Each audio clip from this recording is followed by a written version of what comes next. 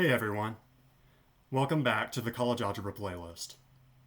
In this video, I want to talk about composition of functions, which is essentially when you have two functions and you use the output of one as the input of another. So you combine functions in that way. All right, so let's dive into composition of functions right now. Okay, here we go. The first thing we're going to talk about is algebraic operations on functions.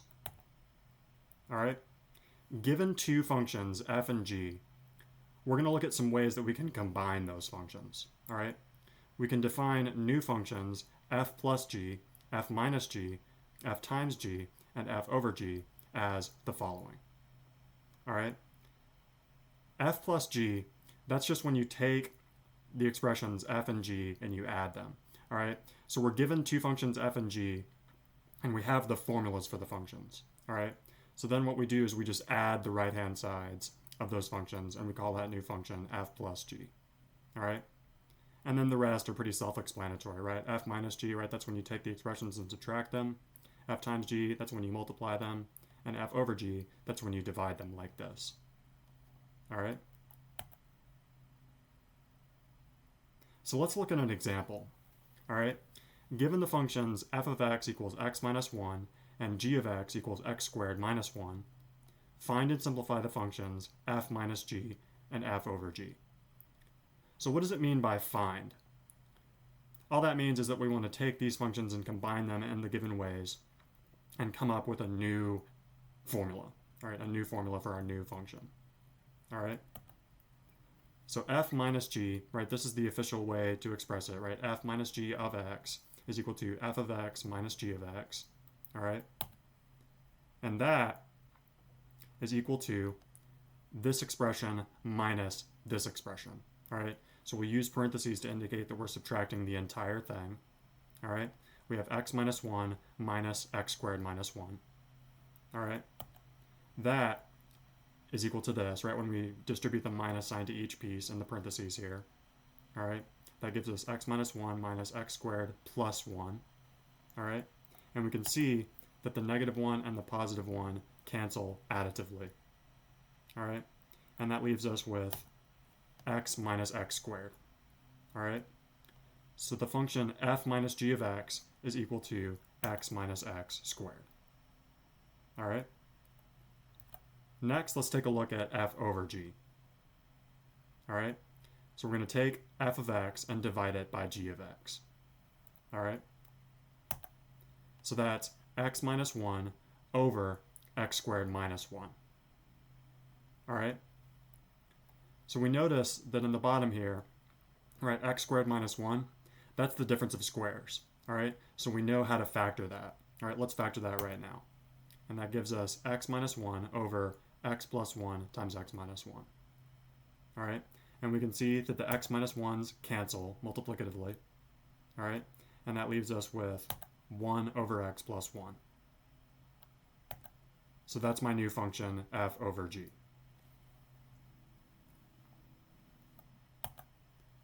Next, let's talk about composition of functions, which is essentially a new way that we can combine functions.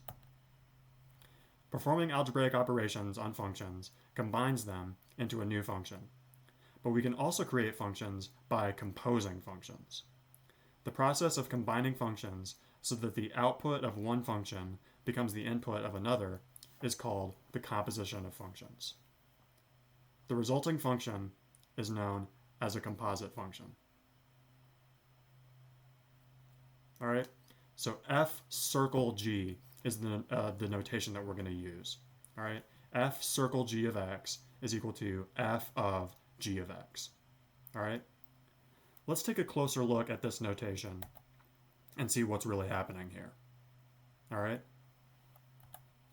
x is the input of g. All right, so we take x and we plug it into the function g. All right, and then we take g of x, the output of g, and we use it as the input of f.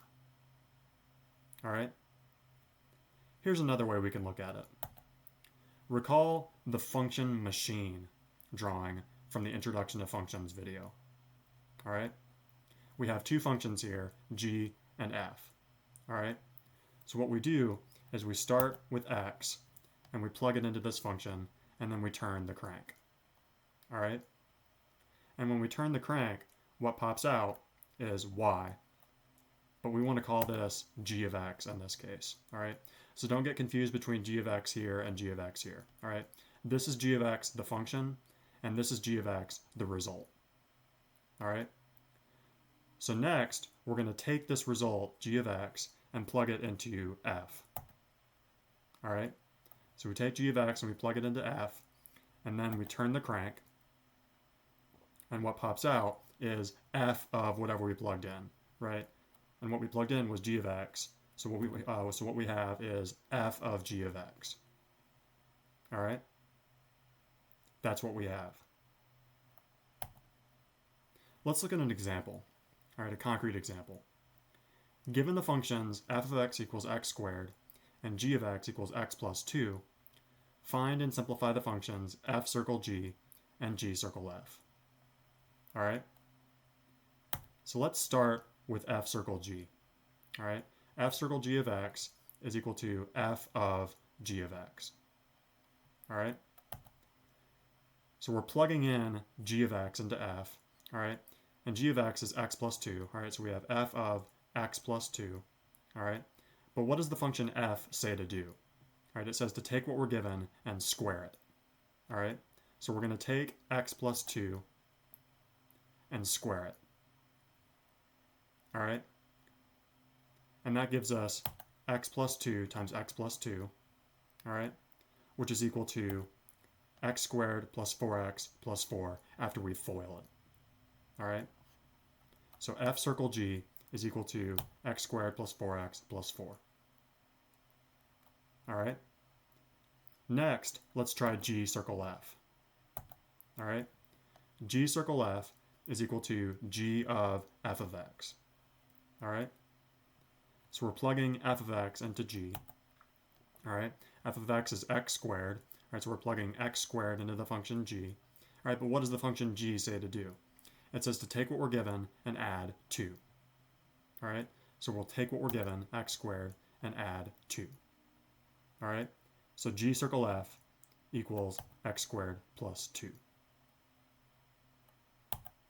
Notice that the result from the previous screen, x squared plus 4x plus 4, is not equal to x squared plus 2, this new result. Okay? Which means that f circle g is not equal to g circle f. All right? The composition operation, right, this circle operation, is not commutative. All right? The order matters. All right? Sometimes f circle g will be equal to g circle f, but that's few and far between. All right, most of the time, f circle g is not going to be equal to g circle f. All right, so let's keep that in mind moving forward. All right, let's take a look at one more concrete example.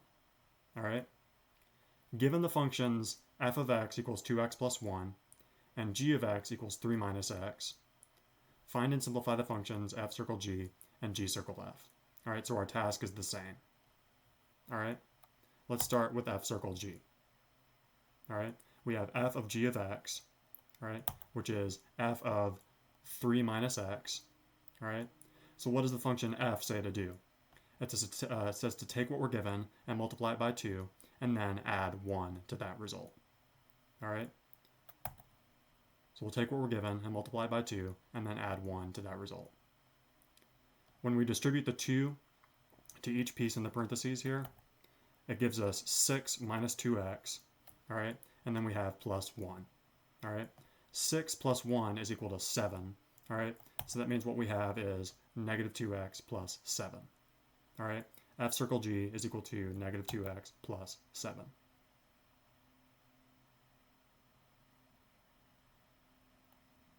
All right? Next, let's try g circle f, all right? G of f of x is equal to g of 2x plus 1, all right? But what does the function g say to do?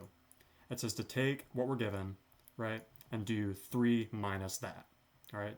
3 minus what we're given, okay? So we'll do 3 minus 2x plus 1.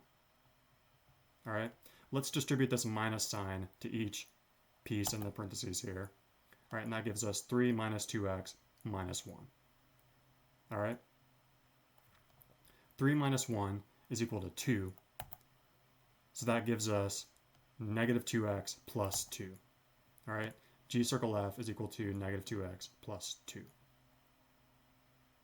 All right, so that's how we can compose functions.